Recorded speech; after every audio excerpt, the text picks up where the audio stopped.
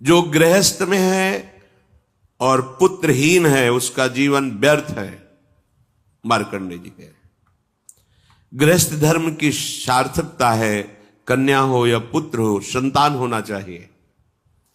यदि नहीं तो फिर वैराग्य भावना लेकर के दोनों भजन करो, संस्कार लो, गृहस्थ धर्म का त्याग करके वानप्रस्थ या संन्यास वैष्णव जो भी भावना बने भगवत मार्ग का अनुसरण करो, काम बन जाएगा। यदि गृहस्थ में हो और संतान नहीं है तो यहां आदेश करते वृथा जन्मानि चत्वारि वृथा दानानि षोडश। वृथा जन्म अपुत्रस्य ये च धर्म बहिष्कृताः, उसका जीवन धिक्कार बेकार जिसके गृहस्थ धर्म में संतान न हो। संतान का तात्पर्य केवल बेटा ही नहीं है, बेटा और बेटी दोनों समान हैं। ये जो निकृष्ट भाव बैठा हुआ है, बेटी हुई उदास हो गए, लड़का हुआ थाली बजाओ घंटा बजाओ, जिससे बहुत बड़ा, बिल्कुल ठीक नहीं है। ये बेटा होता किससे है? बेटी से ही होता है। तुम किससे हुए हो? किसी मां से हुए हो। वो क्या थी? किसी की बेटी ही थी। कैसी मूर्खता छा गई है, गर्भस्थ बेटी की कोई परवाह न करके उसको, ये क्या है? कितने राक्षस वृत्ति में आ गए हैं हमारी। राक्षस भी अपने बच्चों को नहीं खाते। कितनी राक्षसी बुद्धि। हम सुंदर दिखना चाहते हैं, समाज में सम्मान पाना चाहते हैं, और पाप कर्म कैसा? बेटी है गर्भ में, हत्या करा दो, नहीं चाहिए। बेटा कहां से पैदा होगा? वो किसी की बेटी से ही तो पैदा हो रहा है। कैसी मूढ़ता छा जाती है। वैसे भी शास्त्र में स्त्री हत्या करना बहुत बड़ा महापाप कहा गया है। फिर भ्रूण हत्या, गर्भ हत्या, गर्भस्थ शिशु की, उसमें भी कन्या,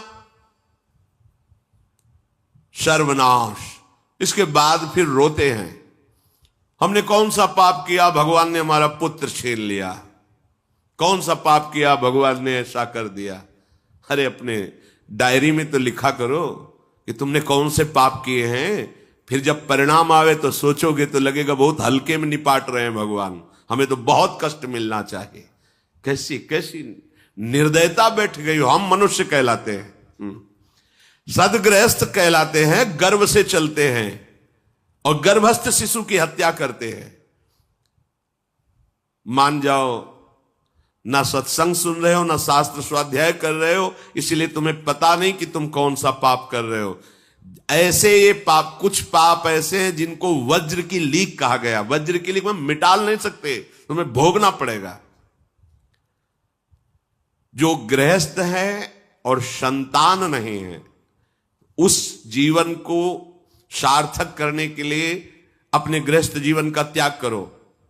तीर्थ धाम कहीं वास की व्यवस्था करो और दोनों मिलकर भजन करो, अपने शरीर को पूरा करो, तो जीवन सार्थक हो जाएगा। अगर गृहस्थ है, संतान है, पढ़ाओ लिखाओ, उसको उसी योग्य करो जैसे तुम्हारे माता पिता ने किया है, तो तुम उस ऋण से मुक्त हो जाओगे। और फिर भी भजन करो, भजन ही तुम्हें भगवान की प्राप्ति कराएगा। दूसरा, जो अपने धर्म से भ्रष्ट हो चुका है उसका जीवन व्यर्थ है। आपका एक धर्म है, सबसे पहला धर्म है मनुष्य धर्म। मनुष्य का क्या कर्तव्य है? अपने प्राणों का भी बलिदान देकर दूसरे की रक्षा करना, और यहां अपने मन को सुख पहुंचाने के लिए दूसरे की हत्या कर देना। कैसा राक्षसी भाव वृत्तियों में आ गया। देखो, अगर कोई माता बहन एकांत मिल जाए तो बस राक्षस जैसे टूट पड़ते हैं। ऐसे स्वभाव, मार दो, जला दो, काट दो। बड़ी दुर्गति होगी, देख लेना, यहां भी होगी। छुपा के भी कर लो तब कर्म प्रकाशित होगा। जब तुम अपराध नहीं करोगे, अपराध नहीं करोगे, तब वो अपराध तुम्हें फंसाएगा और जीवन भर रुलाएगा। मरने के बाद नर्क मिलेगा। नर्क माने बड़ी जेल है, वो बड़ी जेल, ये छोटी जेल है। जैसे बड़े अपराधियों को बड़ी जेलों में भेजा जाता है, तो विश्व ब्रह्मांड की सबसे बड़ी जेल और वहां के सबसे बड़े जेलर यमराज, वहां दंड मिलता है।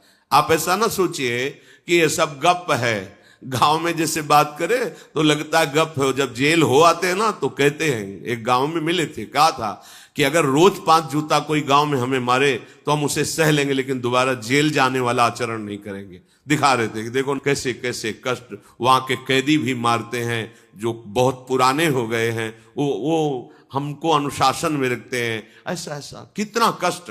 अब वो गया ना तो भोगा, अब माया के कारण स्मृति नष्ट हो गई नहीं, सैकड़ों बार अपने भी भोग के आ रहे हैं नरक। दूसरे उसका जीवन नष्ट है जो धर्म का त्याग कर चुका है। तुम पिता माता से प्रकट हुए, तुम्हारा धर्म है माता पिता की सेवा करना।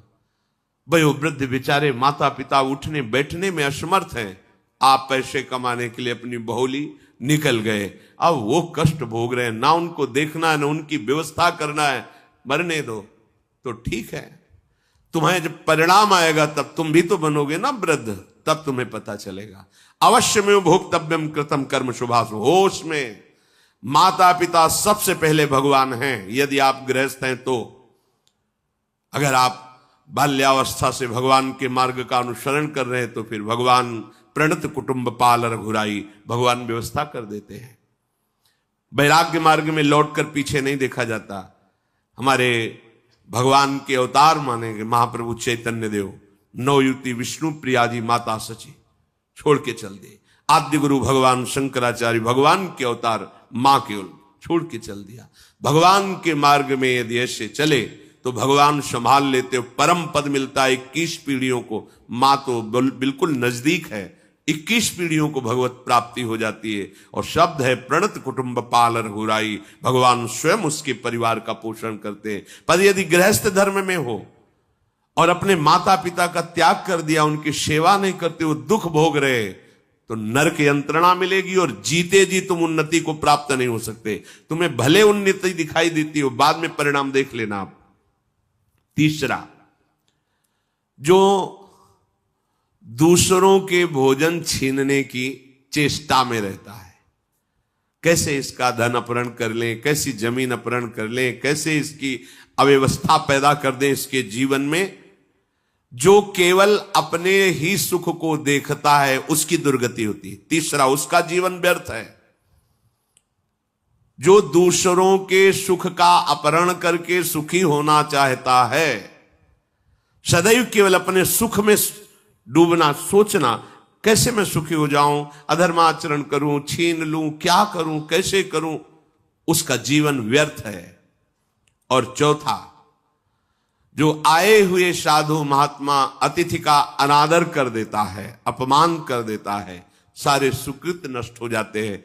ये 4 का जीवन बिल्कुल व्यर्थ हो जाता है। इनको असत जीवन कहा गया है, वृथा जीवन कहा गया है। ये 4 दोष कभी हृदय में ना आने पावे। आरूढ़ पतिते दत्तो मन्यायोपहृतम चेयत, व्यर्थम तु पतिते दानम ब्राह्मणे तस्करे तथा। बहुत ध्यान देने योग्य बात। जो वानप्रस्थ या विरक्त भाव संन्यास ले लेते हैं और कुछ वर्ष चलने के बाद मैं तो इस पे नहीं चल पाऊंगा लौट जाते, उन्हें घोर नरक की प्राप्ति होती है। कुछ भी कर लो, ये भारी अपराध तुम्हें नरक की प्राप्ति कराएगा। एक बार एक सन्यासी जी ने कहा था कि हमने गुरुजनों से सुना है कि यदि वचन से संकल्प ले ले कि बस अब कुछ महीने बाद हम सन्यास ले लेंगे और विरक्त होकर भगवान का भजन करेंगे, और यदि वो ऐसा नहीं करता तो उसे चंद्रायण व्रत रहना चाहिए, तब उस पाप से मुक्त होगा। चंद्रायण व्रत कहते हैं प्रतिपदा को 1 ग्रास, द्वितीया को 2 ग्रास और अमावस्या को 15 ग्रास, फिर नीचे घटाते चले जाओ 14, 13, 12, 11, ऐसे पूर्णिमा को पूर्ण 1 महीने ऐसे उपवास रहने से हम सन्यास लेंगे। इस बात के अपराध का, उसको सन्यास लिया नहीं, केवल घोषणा कर दी थी। और जो सन्यास ले लिया, या वानप्रस्थ, वानप्रस्थ कहते हैं पत्नी के सहित विरक्त होकर भजन करना। गृहस्थ में थे, अब निर्णय कर लिया कि अब आजीवन हम ब्रह्मचर्य रहेंगे और भगवान का भजन करेंगे, धाम तीर्थ वन आदि में रहकर वो जीवन में दोनों भजन करके भगवान की प्राप्ति में लगा, उन्हें वानप्रस्थ कहते हैं। सन्यास जो पूर्णतया वैराग्यवान होकर केवल भगवान के आश्रित जीवन। सन्यास मार्ग में माता पिता परिवार का दिया हुआ कुछ स्वीकार नहीं किया जाता, उनके द्वारा भरण पोषण नहीं स्वीकार किया जाता। अगर स्वीकार करता है अपने धर्म से भ्रष्ट हो जाता है। ये मनमानी आचरण, न शास्त्र स्वाध्याय है, न सत्संग में श्रद्धा है। मनमानी आचरण से अध्यात्म मार्ग प्रकाशित नहीं होता। जिसने संन्यास ले लिया और वो फिर गृहस्थ में लौट जाता है कि अब हमसे तो होने वाला नहीं, तो उसे आरूढ़ पतित कहते हैं। आरूढ़ पतिते दत्तो मन्यान योपहृतम चयत, उसको दुर्गति प्राप्त होती है। इसलिए होश में, ये मार्ग ऐसा नहीं अब हमारा मन नहीं लगता, अरे अहो भाग्य है कि तुम्हारे भाग्य से विषय भोग मिटा दिया भगवान ने, तुम्हें परमार्थ का मार्ग दे दिया। जिसको छोड़ना कठिन है भगवान ने उसे काट दिया, चलो मेरे मार्ग में चलो। हम मनमानी आचरण नहीं, बिल्कुल नहीं।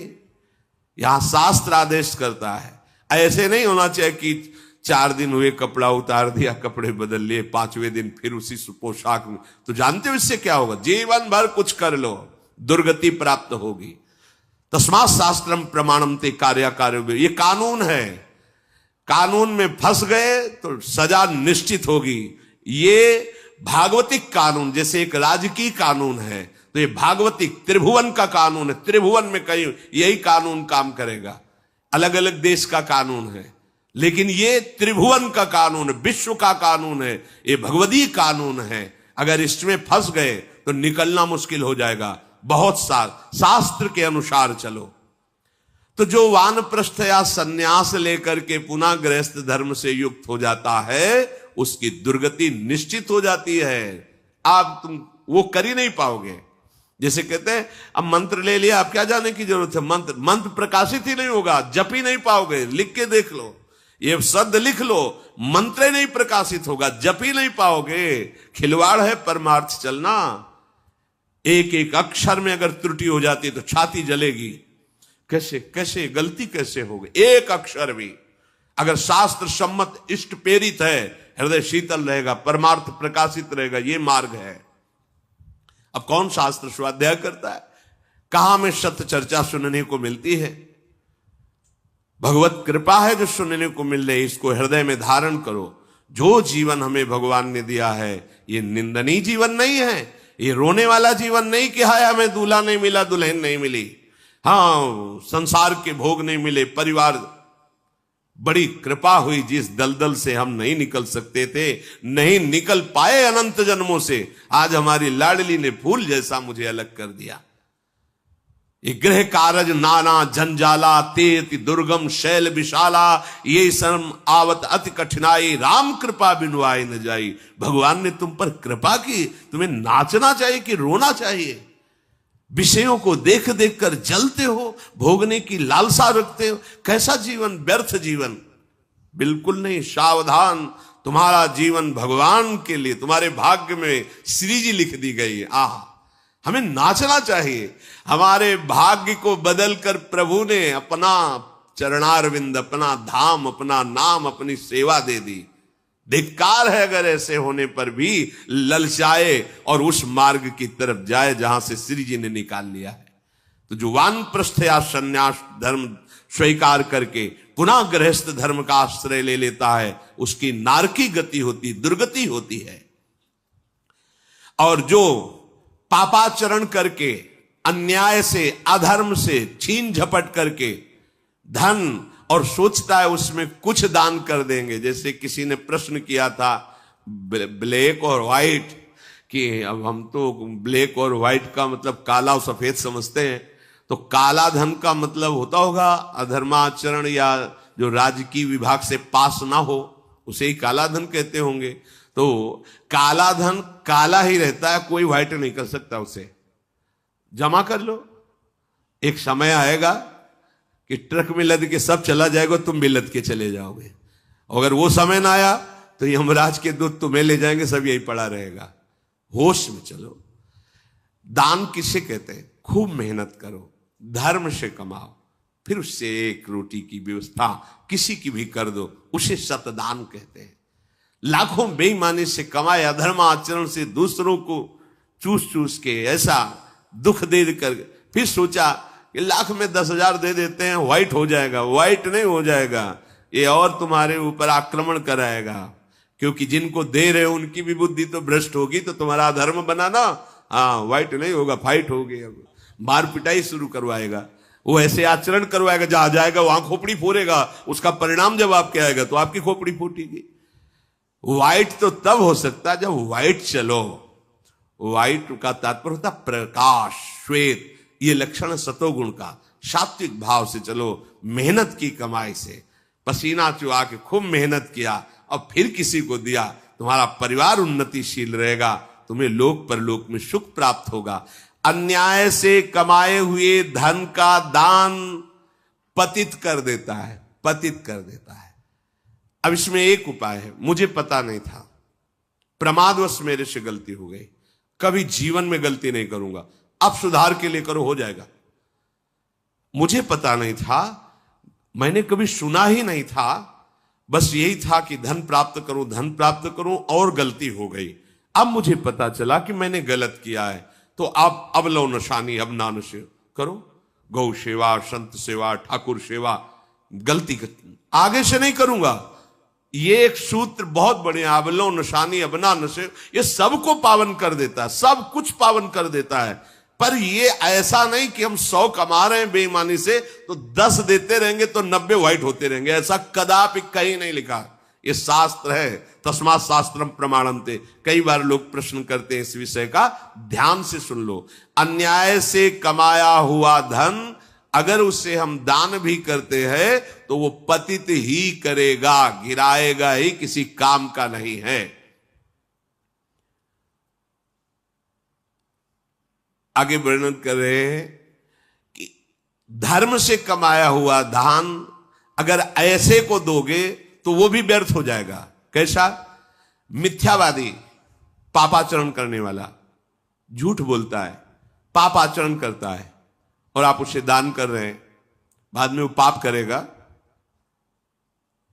तो उसका फल आपको मिलेगा।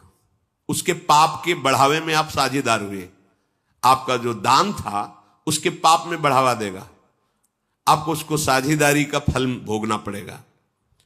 कृतज्ञ, जो दूसरे के किए हुए को उपकार को नहीं मानता, अभिमानी और मदिरा पान करने वाला, अब आपसे पैसा लिया, शराब पिया, गंदे आचरण किए, आप उसके हिस्सेदारी बने। ऐसा थोड़ी दान की कोई मांग रहा है दे दो, बहुत पात्र और अपात्रता का निर्णय करके दिया जाता है। ऐसे नहीं कि मांग रहा है तो देना ही पड़ेगा, नहीं, हमें अधिकार समझ में आवे कि हमारे द्वारा दिए हुए धन का सदुपयोग हो रहा है, वहां पात्र देख करके धन आदि का दान किया जाता है। जो पतित हो चुका है, जो अधर्म व्यवसायी है, जो तमोगुण से आवृत रहते हैं और अंदर क्रोध भरा रहता है, अहंकार पूर्वक दान करते, मेरा सम्मान हो, ऐसे का दान ही नहीं स्वीकार करना चाहिए। ऐसे का दिया हुआ दान व्यर्थ हो जाता है, उसे निश्चित अन्य योनियों में जाके कष्ट भोगना पड़ता है। तामसी अहंकारी दान करने वाला परिणाम में दुख ही भोगता है। मैंने दिया, ये मैंने बनवाया, ये मैंने किया, ये तमोगुण का लक्षण अहंकार है। श्रेष्ठ मंत्रवेत्ता, सतमार्ग में चलने वालों को दैन्य होकर छुपा कर दान देना, ये उत्तम लोगों की प्राप्ति कराने वाला है। देखना है, धर्म से चलता है, हम जो धन देंगे उसका धर्म में प्रयोग होगा। मंत्रवेत्ता है, निरंतर मंत्र का अनुष्ठान करता रहता, पावर है। अगर हमारा धन ऐसी जगह गया तो हमारे पापों का नाश करके उत्तम लोगों की प्राप्ति कराएगा। जो साधु, महात्मा या गृहस्थ खूब जप परायण है, सदैव धर्म से चलता है, शास्त्रों का स्वाध्याय और उसके अनुसार आचरण और वेदत्रयमयी नौका में स्वयं बैठकर दूसरों को उतारने की सामर्थ्य रखता है, अर्थात धर्म शास्त्र के अनुसार चल के खूब भजन परायण, खूब साधन परायण है, कहीं कोई पापाचरण नहीं है, ऐसे को यदि दान दिया जाए तो वो तार देता है। ये दान उसको जितने भी अपराध उन सबसे तार देता है। पर दान देने का अधिकार पात्र को देखकर, ऐसा नहीं कि किसी को भी कहीं भी, हाँ हम केवल यश सुनने के लिए वाहवाही सुनने, वो सब व्यर्थ चला जाता है। हे युधिष्ठिर, जो साधुओं को संतुष्ट करता है उस पर सारे देवता अपने आप संतुष्ट रहते हैं। साधुओं के वचन ही आशीर्वाद हैं, वही लोक परलोक का सुधार कर देते हैं। बस उनको उनके वचनों के अनुसार अपना जीवन बना के देखो, अपने आप लाभ मिल जाएगा। संतों को संतुष्ट करने से, संतुष्टता संतों को बाह्य पदार्थों से उतनी नहीं होती जितनी अपनी आज्ञा पालन करने से। आज्ञा पे चल रहे हो, हृदय शीतल हो गया, लोक परलोक सब सुधर गया तुम्हारा। यही परलोक सकल सुख पावत, मेरी शोभैया कृष्ण गुण संचु। संपूर्ण शास्त्रों का ज्ञाता हो,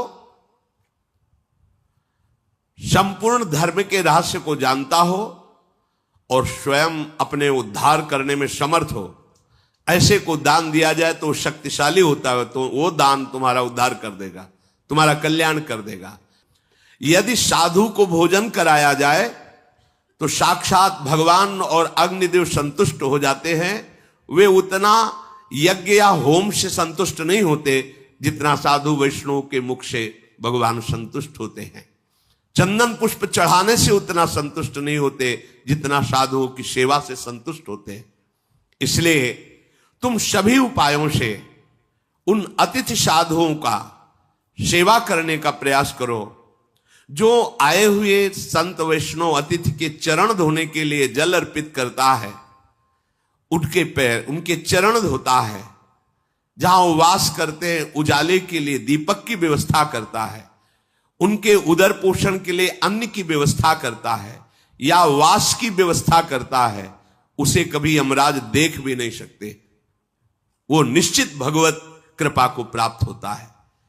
जो भगवान के श्री विग्रह की सेवा करता है, उनमें पुष्प अर्पित करता है, बाद में चढ़ाए हुए पुष्पों को उतारता है, साधु वैष्णवों को पवाता है, उनकी जूठन साफ करता है, चंदन माला पुष्प आदि से उनकी सेवा करता है, उनके चरण स्पर्श करता है, तो करोड़ों गौदान से भी अधिक महत्व रखता है ऐसा सेवादान।